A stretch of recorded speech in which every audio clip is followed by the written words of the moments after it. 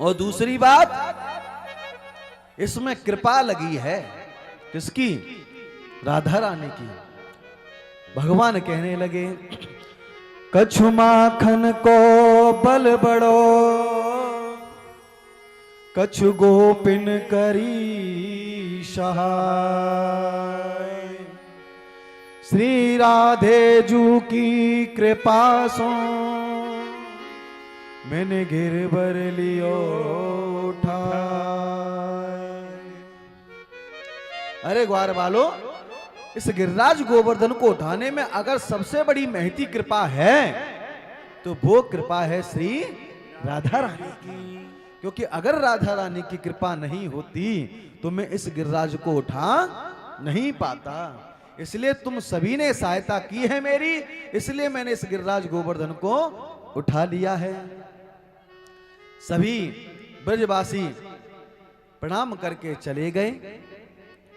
देवराज इंद्र दौड़ा दौड़ा आया और आकर के भगवान के चरणों में गिर गया, क्षमा मांगने लगा कि प्रभु मुझे क्षमा कर दो। स्तुति करने लगा, कहने लगा, विशुद्ध सत्वम तव धाम शांतम तपोमयम ध्वस्तरजस्तमस्मकम मायामयोऽयं गुणशं प्रवाहो न वेद्यते ते कृणानुबंध। पिता गुरुस्तुम जगतामधीशो दुरत्ययः काल उपात दंड।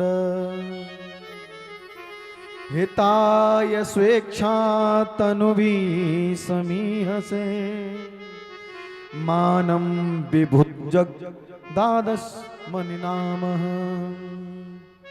विधुन जगदीश मानिनाम।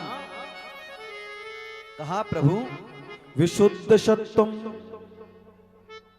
प्रभु आप त्रिगुणातीत हो, आप माया से परे हो, लेकिन जिस समय आप माया को रचते हो उस माया को कोई नहीं जान पाता। प्रभु आपकी माया को वही जान सकते हैं जिन पर कृपा आपकी होती है।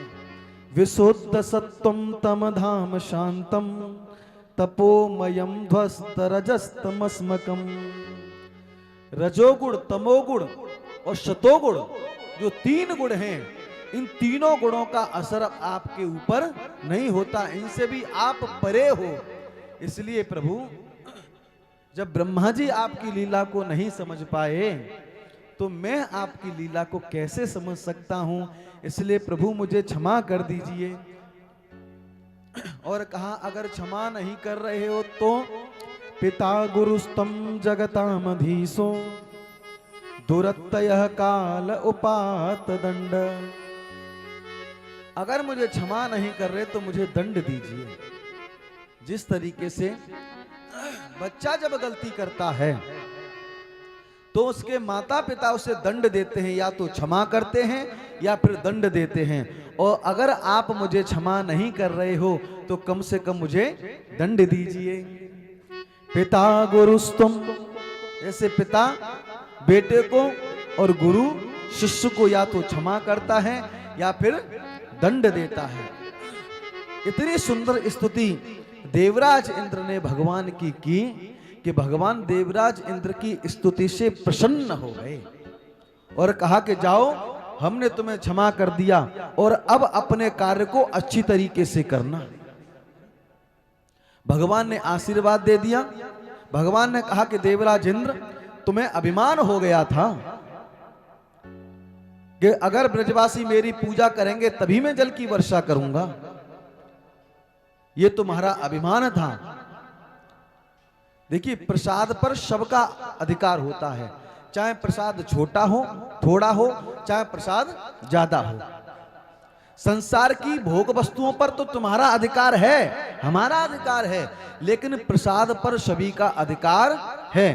क्योंकि जब प्रसाद थोड़ा मिलता है ना तो घर में अगर लेके जाया जाता है तो कहते हैं कि लो भगवान का प्रसाद है, इसे आप भी पाओ, आप भी पाओ, आप भी पाओ।